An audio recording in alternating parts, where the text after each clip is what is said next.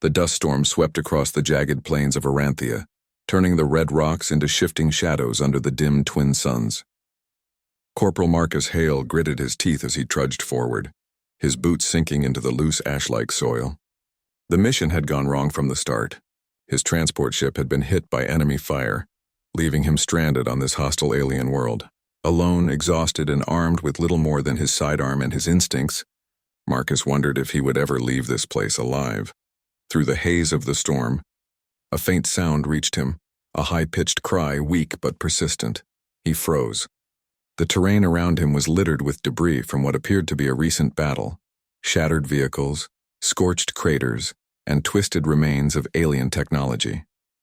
He adjusted his visor and scanned the horizon.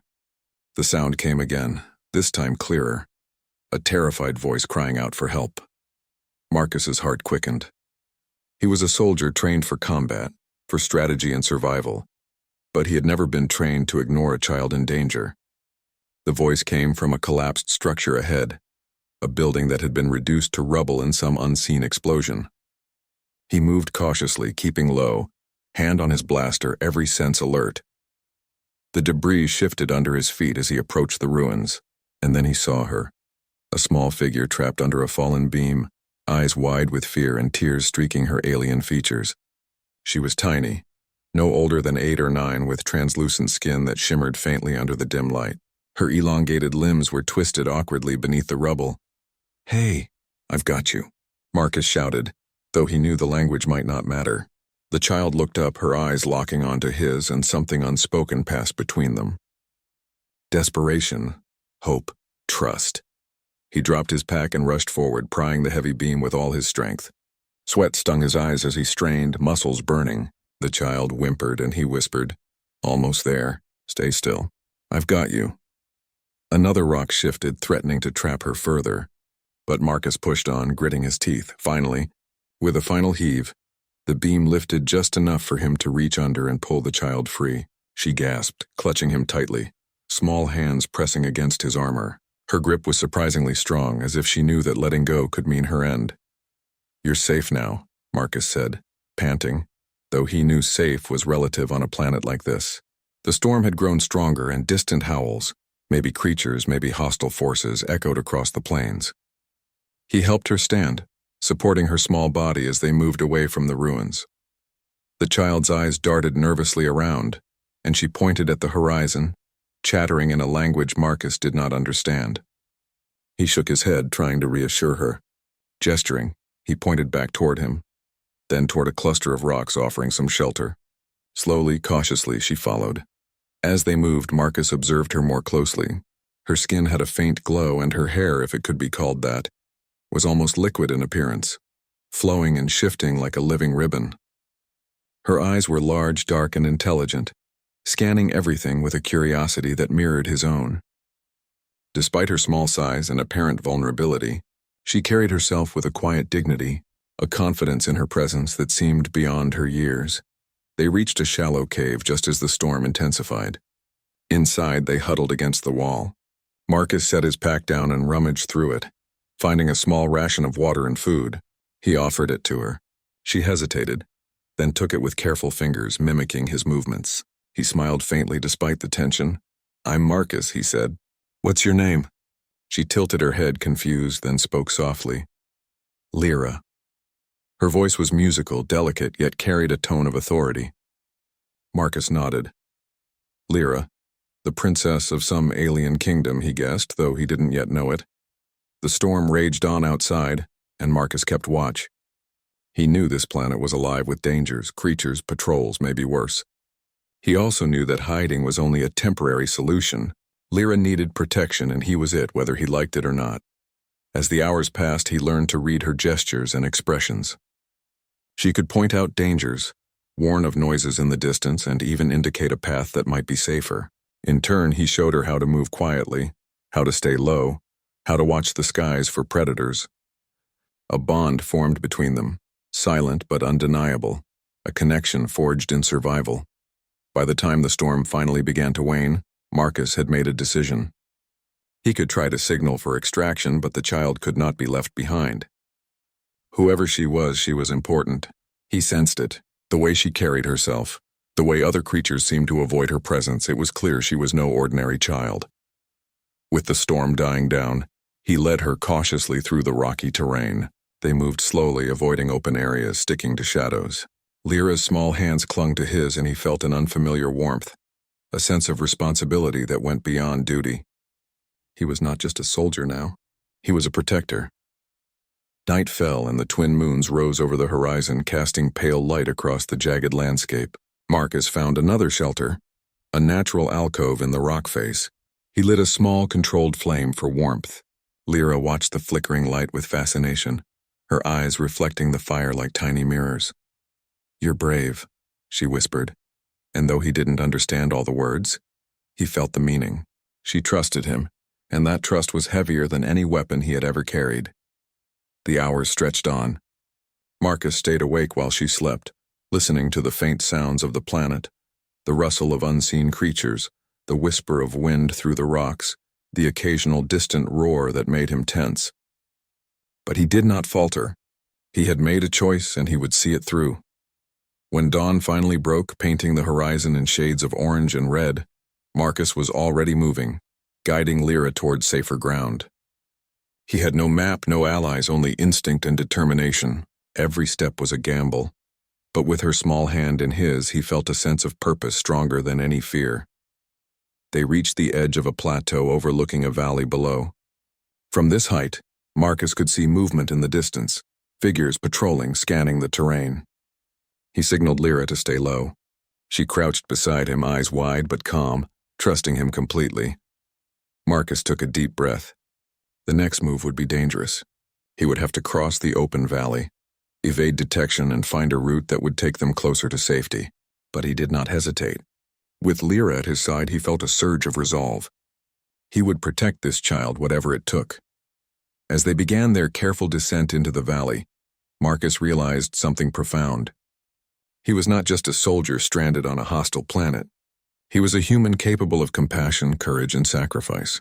And in that moment, he understood that this small alien girl had given him something far greater than survival. A reason to fight not just for himself, but for someone else. The wind carried the distant cries and the faint scent of alien flora, and Marcus knew the journey ahead would be perilous. Yet with Lyra at his side, he felt ready to face whatever challenges lay before them. Somewhere in the distance, danger waited, but so did hope, and Marcus would ensure that hope did not die. Together they moved through the valley, shadows among shadows, forging a bond that would shape not only their destinies, but the fate of worlds. The resolute dawn drifted in the quiet of space, its engines burning low as it moved away from the dead station. Lyra sat in the common room, wrapped in a blanket, watching the crew with cautious eyes. Every sound of the ship seemed strange to her. Every word spoken in the human tongue carried a rhythm she was still learning. She had lived too long in silence and shadows. Now there was warmth, light, and people who looked at her without cruelty. It felt like stepping into another life, and it frightened her as much as it comforted her. Daniel Hayes stood near the control panel, speaking softly with his first officer, Mara. Mara was sharp-eyed and careful, her hair tied back, her expression always serious. She had served with Daniel for years and trusted his judgment, but now her voice carried doubt. "You know what this means," Mara said. "If she is who you think she is, bringing her to the Veyari is going to cause trouble. They don't like humans in their space, Daniel. They'll think you're trying to trick them, or worse, that you kidnapped her." Daniel kept his eyes on Lyra. She sat quietly, holding the locket close, her violet eyes fixed on the stars outside the viewport. "I know what it means," he answered. "But look at her. She's been alone for years. She has no family, no home. That locket isn't something a child makes up. She's theirs. She deserves to go back." Mara sighed, shaking her head. "I'm not saying leave her, but you need to understand what you're walking into. The Veyari will not welcome you with open arms." Daniel gave her a small smile. "They don't have to welcome me. They just need to see her." Later, when the crew settled into their routines, Daniel sat with Lyra. She had barely touched the food, though she kept it near. He noticed the way her hands trembled whenever someone entered the room, the way her shoulders tensed as if expecting harm. He lowered his voice and spoke gently. "You don't have to be afraid here. No one will hurt you on my ship." She looked at him uncertain. Humans, you're different from the others. Daniel nodded. Different, yes. We make mistakes, but I promise you we are not like those who left you behind. She tilted her head slightly. Why help me? You do not know me. Because you deserve help, he said simply. And because I think you have a family out there that still waits for you. Her hand went to the locket, fingers brushing the crest. My family. I cannot remember them. Only dreams. Voices sometimes. A woman's voice. Soft, kind. But then it fades. Daniel felt a weight in his chest. This girl who had been robbed of her life still carried the echo of a mother's love. He wondered what it would do to the queen. To see her daughter again after all these years. Would it heal her heart or would it open old wounds? He could not know, but he knew he had to try. Days passed as the Resolute Dawn crossed into regions closer to Veyari space. The crew whispered among themselves. Some feared they were carrying danger aboard. Others, touched by Kalira's quiet presence, defended Daniel's choice. The girl rarely spoke, but when she did, her words were soft and thoughtful. She asked about the stars, about Earth, about what it meant to be human. She listened with wide eyes as the crew told her stories of oceans, forests, and skies filled with birds. She had never seen such things. Her world had been steel walls and silence. One night, when most of the crew slept, Daniel found Kalira awake by the viewport. She gazed at the galaxies, her hands folded in her lap. Could you not sleep? He asked, stepping closer. She shook her head. The stars are too many.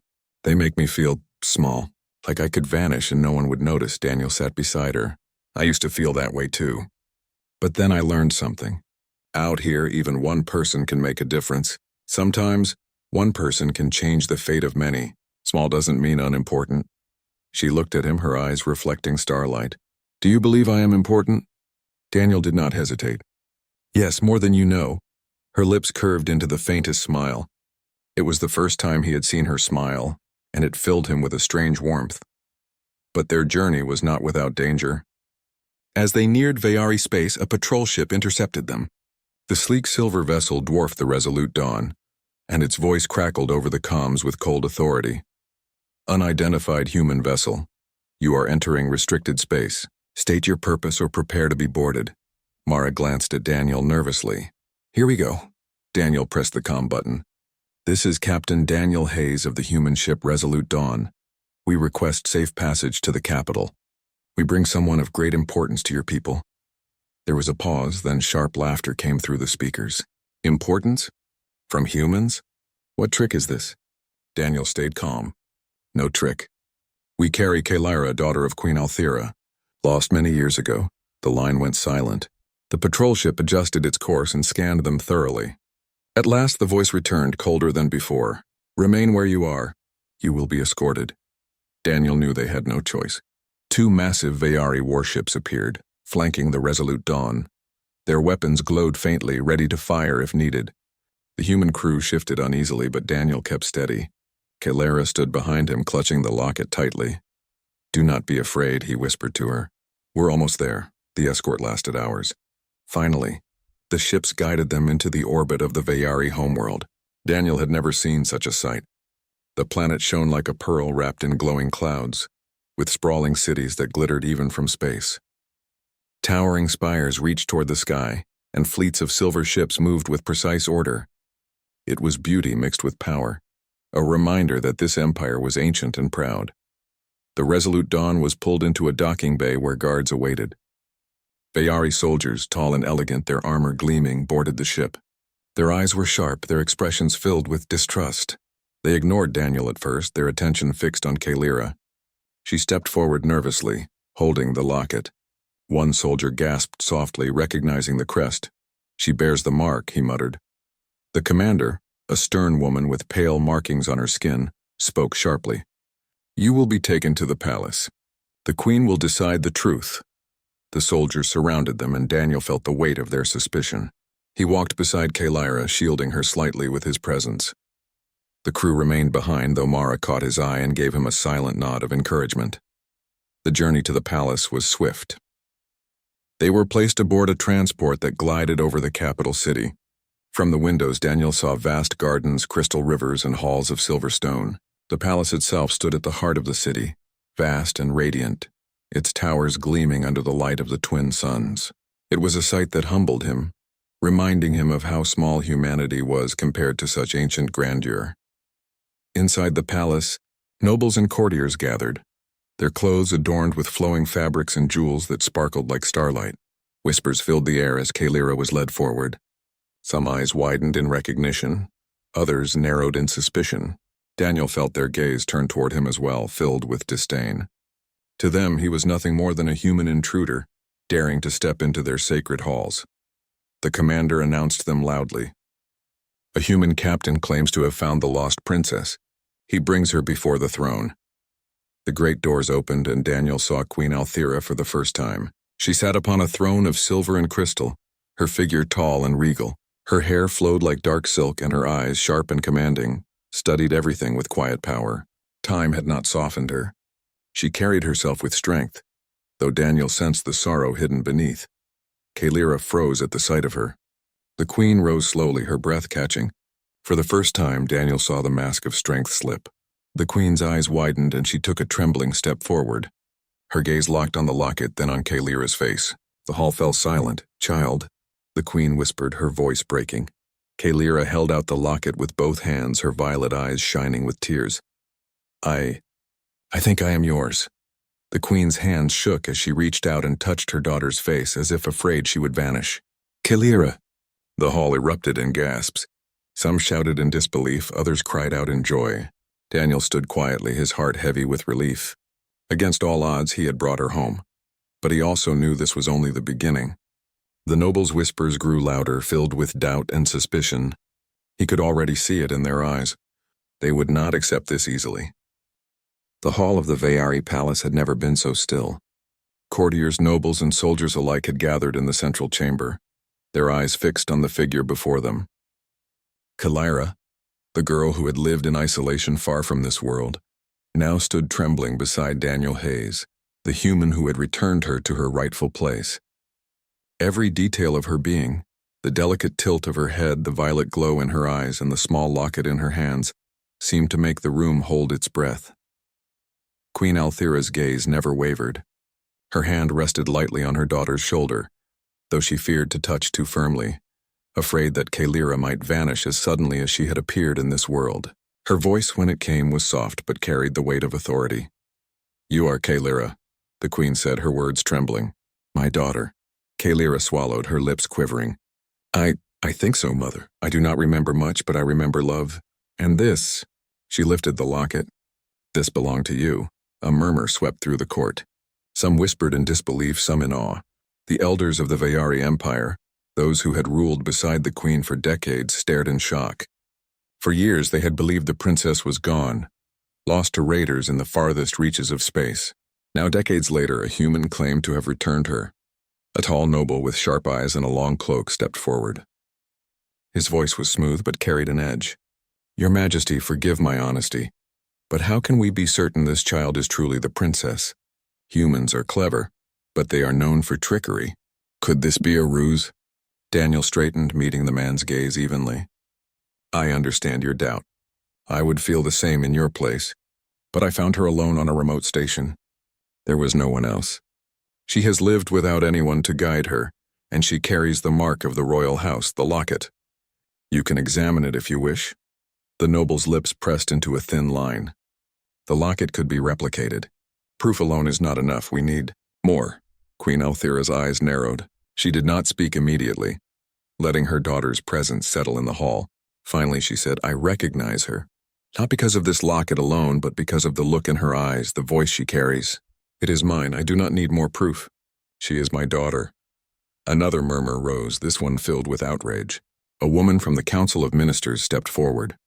Her robe shimmered, indicating her rank, and her face was sharp with suspicion. "Your Majesty, with respect, acknowledging her without full verification could destabilize the empire. We have not seen her in decades. How do we know she is not a spy or a tool of human influence?" Daniel's jaw tightened. He had expected resistance, but the audacity of these nobles still shocked him. "She is a child who has been alone for years. She has no allegiance to anyone except the truth of who she is. I did not bring her here for power or reward. I brought her home because she belongs with you." Kalira looked at Daniel, her eyes wide.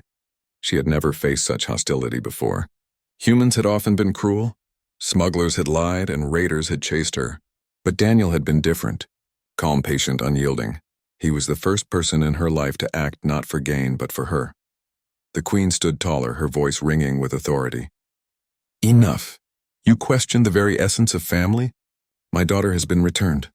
I will not allow fear or suspicion to cloud this moment. Even as her words filled the hall, the court's tension was palpable. The elders whispered among themselves, some nodding cautiously, others frowning in skepticism. The weight of tradition pressed against the reality before them. A human had dared to cross their borders and present the lost princess. Some saw it as audacious, others as a miracle. A young soldier, barely out of training, stepped forward hesitantly. Your Majesty, if she is truly the princess, then this human— He paused, uncertain. He deserves recognition. He brought her home safely. Daniel shook his head, refusing the praise. I did not act for recognition. I acted because it was right. That is all I ask. The queen's gaze softened, and she reached for Kalera's hand again. You are stronger than you realize, my child, and you have come home with someone who embodies a courage I respect. But the path ahead will not be easy. Many here will not accept you without challenge. Kalera swallowed, a mix of fear and resolve settling over her. She had survived storms, raiders, and the emptiness of space.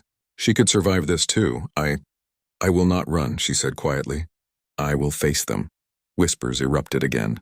Some nobles expressed concern that the girl had lived in isolation for too long and would be unprepared for court life. Others argued that the queen's recognition was enough.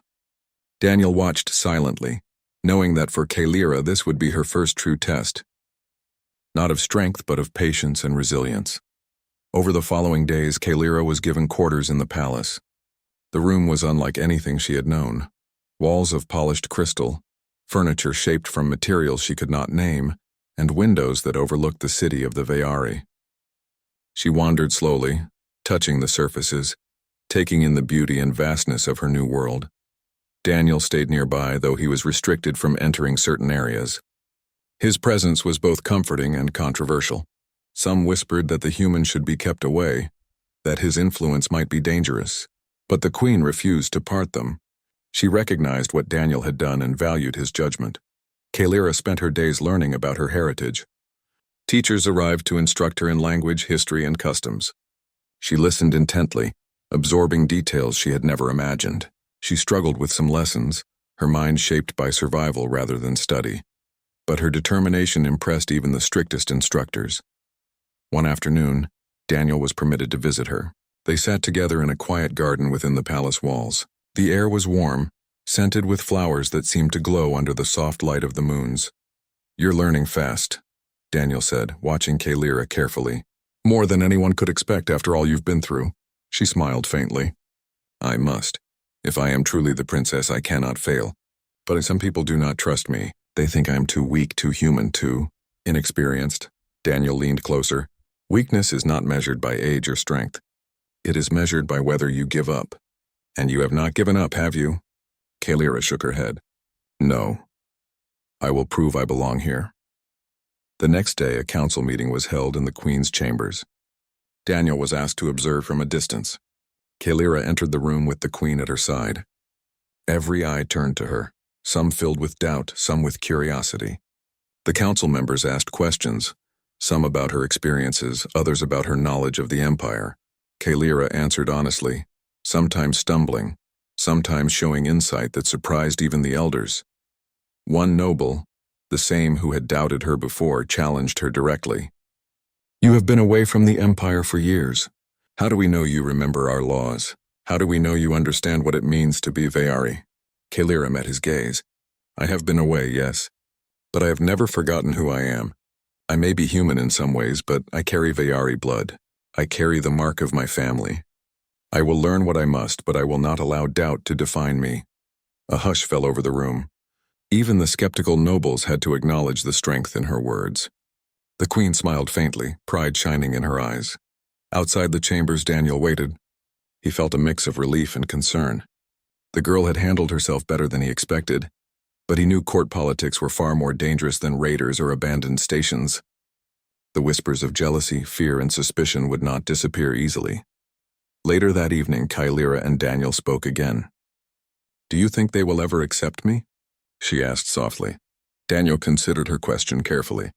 "Some may take time, some may never accept you, but the ones who matter, the Queen, those who see truth, they already do. And that is what counts," Kylira nodded. "I will not fail them. And I will not fail myself." Daniel smiled. "I know you won't. You've already survived more than most. The rest that we will face together." The days turned into weeks. Kylira grew stronger, her confidence blossoming. She walked through the halls of the palace with her head held high, learning the customs, speaking with advisors, and earning respect slowly but surely.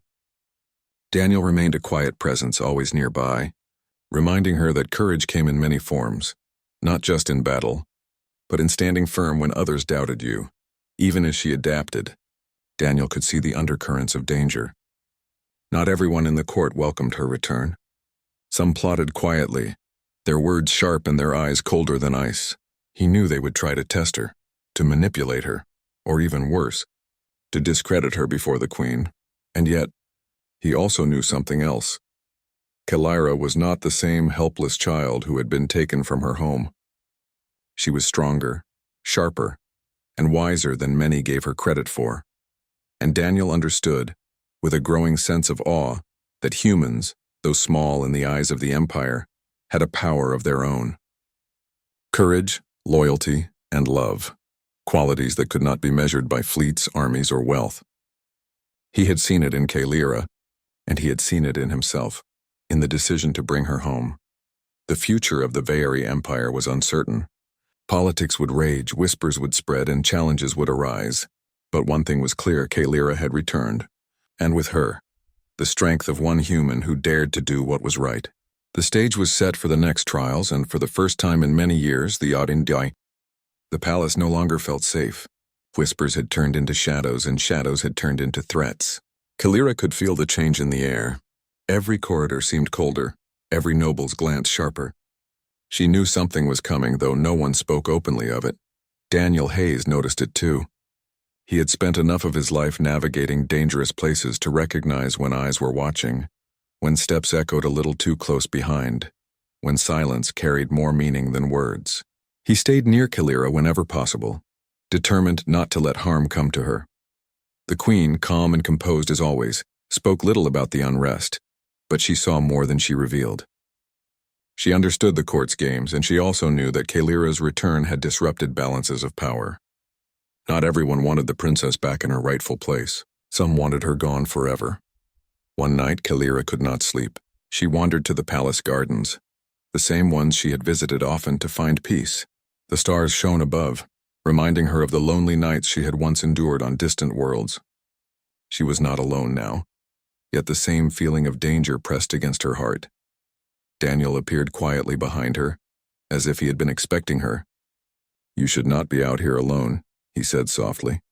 She turned, surprised, then gave a faint smile. "I thought I could find peace here, but even in these gardens I feel the weight of their eyes." Daniel's face hardened. "Because they are watching. Some of them would prefer you gone. I hear the whispers too." Kylira lowered her gaze. "They do not believe I belong here," Daniel shook his head. "That's not true. You belong more than any of them. What they fear is change. You are proof of survival, of resilience. You remind them that the world does not bend to their control. That frightens them." She looked at him with determination. "Then I must show them strength. Not just for myself, but for my mother, for the Empire." Before Daniel could reply, a shadow moved in the distance. Both of them froze. Figures emerged slowly from behind the tall hedges, their steps silent, their movements deliberate. There were 5 of them, cloaked in dark robes, each carrying slender blades that glinted under the starlight. Daniel stepped forward immediately, his hand reaching for the small sidearm he carried. "Stay behind me," he said firmly. Kylira's heart pounded, but she obeyed. The assassins closed in, their voices low and menacing. "The human dies first," one of them hissed. "The girl will follow." Daniel raised his weapon, but he knew it would not be enough. 5 against 1 were odds too steep, especially in unfamiliar territory. Still, he stood his ground. "If you want her, you'll have to go through me." The first assassin lunged. Daniel fired, the sound echoing through the garden, striking the attacker down. The others rushed forward, Daniel fought with quick reflexes, blocking one blade, shoving another attacker aside. But there were too many. Kalira felt fear claw at her chest, but something inside her broke free. Not weakness, but courage.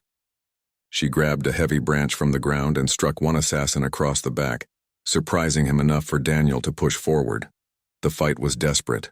Daniel took a cut across his arm, but he ignored the pain, moving with relentless determination.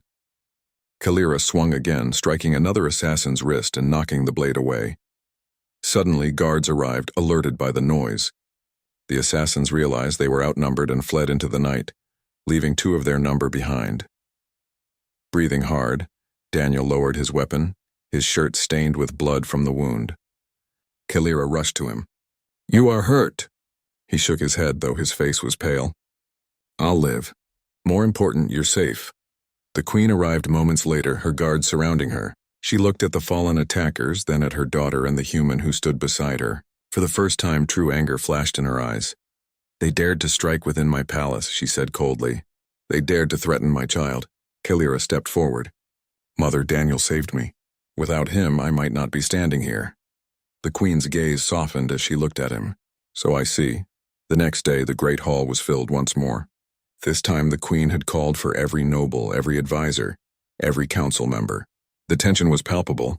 Daniel stood at Kalira's side despite his injury, refusing to be kept away. The queen's voice carried through the hall, sharp and unyielding. "Last night, assassins entered these walls. They sought to end the life of my daughter. They sought to silence her return and to strike at the crown itself. They failed." Whispers swept through the hall, nobles exchanging uneasy glances. It was Daniel Hayes, a human, who stood between Kalira and death. The queen continued. "It was he who defended her when others plotted against her. Some among you question why I trust him. Some among you despise that a human walks our halls. But last night, while nobles whispered and schemed, a human acted with courage." She turned, looking directly at Daniel. "You returned my daughter to me. You stood by her when danger struck. For that you have my eternal gratitude." Daniel bowed his head respectfully. "I only did what was right, Your Majesty." The queen looked at Kalira, her expression softening. "And you, my daughter, have shown courage as well. You did not cower. You did not falter. You fought for yourself and you fought for your future. That is the spirit of a true heir." Kalira's chest swelled with pride, though she remained humble. "I only wished to live to protect what I had found again. My home, my family." The queen raised her voice once more. "Let it be known throughout the empire. Kalira is my daughter, my blood and my heir. She is the future of this throne. Any who deny her deny me." The hall fell silent. No one dared speak against her. Then the queen added, her tone firm and deliberate, "And let it be remembered that humanity, though small in number and far from our stars, has shown strength we cannot ignore. In Daniel Hayes I have seen loyalty, courage, and honor. From this day forward, he is not merely a visitor in our empire. He is a friend of the crown." Gasps echoed through the room. Some nobles looked shocked, others furious, but none could challenge the queen's decree. Daniel stood stunned, but he recovered quickly, bowing once again. "You honor me greatly, Your Majesty." The queen nodded. "It is honor well earned." Kalira's heart lifted. She felt acceptance not just from her mother, but from the empire itself. She knew the road ahead would not be without challenges, but she also knew she was no longer alone. After the ceremony, she and Daniel walked through the palace gardens once more. The air was calmer, the shadows less threatening. "You risked your life for me," Kalira said softly. "Why?" Daniel smiled faintly. "Because you deserve to live. Because you deserve a future. And because, somewhere along the way, I stopped seeing you as just someone I was helping. You became family." Her eyes shone with emotion. "Then I am lucky to have found you." He looked up at the stars. "Maybe we both are." That night, Kalira stood beside her mother on the palace balcony, looking out over the city lights of the empire's capital. The people below sang and celebrated, the news of her recognition spreading fast. The queen placed a gentle hand on her daughter's shoulder. "I thought I had lost you forever, yet here you are, stronger than I could have imagined. And you returned not only yourself, but brought with you a reminder that even the smallest voice, even the most unexpected ally can change everything." Kalira leaned against her mother, feeling warmth and belonging. She looked out at the stars, the same stars that had once seemed so distant and lonely. Now they felt alive, full of promise. Daniel stood quietly behind them, watching the two figures against the starlight. He had come from a small world far away, with no power or influence, yet he had given an empire back its heir. Humanity might be small in the eyes of the galaxy, but in that moment, Daniel Hayes proved that sometimes the smallest spark could light the largest flame. And so the story of the lost princess did not end with sorrow, but with return, courage, and hope. The queen had her daughter once more. The empire had its future, and humanity had its place, not through fleets or weapons, but through the courage of one human who refused to turn away. The stars burned quietly above the capital of the Veari Empire, and the palace stood like a jewel of silver stone under the light of 3 moons. On this night, many years ago, Queen Althira had walked the corridors with a newborn daughter in her arms. The child had been small and fragile, her skin pale like dawn, her eyes a rare violet color that the queen believed had been a blessing. The whole empire celebrated when the princess was born, for she was the first child of the queen, the hope of the throne, and a symbol of strength during uncertain times. But fate had not been kind. The border wars raged at that time, and enemies from the far reaches of the void had struck deep into Veari space. In the chaos during a surprise raid, the royal vessel that carried the child was attacked. It was said that raiders took everything of value, and when the ship was finally recovered, the child was gone. Some believed she had been killed. Others whispered she had been sold into slavery or taken far away, lost beyond the stars. No proof was ever found. The queen's heart broke that day, and though she never showed weakness to her people, those who served close to her knew she carried endless sorrow inside. Years passed, and the queen ruled with a stern hand. Her empire grew stronger, her enemies feared her, and her people praised her wisdom. But at night, when she stood on her balcony and gazed at the stars, she always wondered if somewhere her daughter still lived. It was a wound that never healed. Far away on a distant corner of explored space, humanity was beginning to rise among the stars. Their ships were smaller, their technology weaker compared to old empires like the Veari, but humans carried a restless spirit. They wandered into places others avoided. They took risks others found foolish, and sometimes they found wonders that should have been forgotten. Captain Daniel Hayes was such a wanderer. His ship, the Resolute Dawn, was not large, but it was reliable. Daniel was a man in his early 30s with a quiet strength about him. He was not the loudest in a crowd, nor the most decorated, but his crew trusted him because he never abandoned them and never lied. For Daniel, space was not only a job, it was a calling. He loved the endless dark, the chance to discover something no one else had seen. On one of his journeys, Daniel received a faint distress signal while charting an unmarked system. The signal was weak, old, and broken, but he chose to follow it. Many captains would have ignored it, thinking it a waste of fuel or a trap. Daniel was not like them. His heart always leaned toward those who might be in need. The Resolute Dawn descended into the shadow of a small moon, where an abandoned station floated silently. It was cracked, half-powered, and surrounded by debris. No ship had visited for years. Daniel and 2 crew members boarded the station, expecting to find nothing but silence. Inside, the corridors were dim and cold, the air stale. Old machinery hummed weakly, and walls bore the scars of time. They moved carefully, scanning for life signs. At first there was nothing. Then faintly a reading appeared. A single life form, deep inside. They pushed forward and found a small chamber that looked once like living quarters. Inside, sitting near a broken heater, was a girl. She was not human. Her features were delicate. Her skin carried a faint shimmer, and her violet eyes turned toward them with a mixture of fear and curiosity. She looked no older than 16 in human years, but there was something timeless about her. Her clothes were ragged, patched from scraps of fabric. She clutched a small locket in her hands, the metal worn, but still marked with an unfamiliar emblem. Daniel lowered his weapon first, his voice calm and gentle. "We're not here to hurt you. We're here to help." The girl did not speak at once. Her voice was rough, as if unused for a long time. "You are not like the ones who left me here." "Who left you?" Daniel asked. She hesitated. "They were not kind. They took many things, but they gave me food. Until they stopped coming back. I have been alone for, I do not know how long." Daniel's heart tightened. She had survived here alone, waiting for someone who never returned. He stepped closer slowly, not wanting to frighten her. "What is your name?"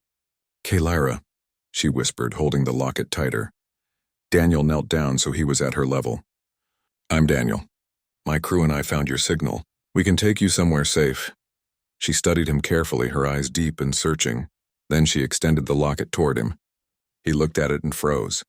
The emblem engraved on the surface was intricate, shaped like a star wrapped in wings.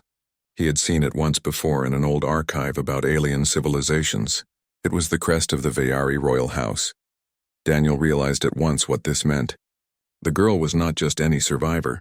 She was someone who belonged to one of the most powerful thrones in the galaxy. He felt a rush of questions. How had she come here? Why had she been abandoned? Did the Veyari know she was alive? If she was truly who he thought, this was a discovery that could change everything. "Where did you get this?" he asked softly. "It was with me always," she said. "It is the only thing I have." Daniel exchanged a glance with his crew. They looked uncertain, even afraid. The Veyari were not known for kindness to humans. Bringing back one of their royals could bring reward, but it could also bring suspicion, danger, or even death. But when Daniel looked at Kalyra again, sitting alone in that broken chamber, he knew what he had to do. This was not about politics or wealth.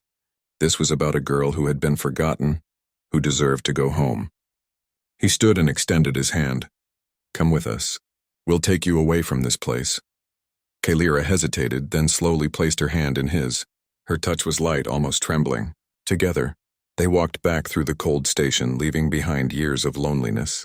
When she stepped onto the Resolute Dawn, she looked around with wide eyes, as if she had stepped into a new world. Daniel's crew gave her blankets, food, and warm water. She ate slowly, cautiously, unused to kindness.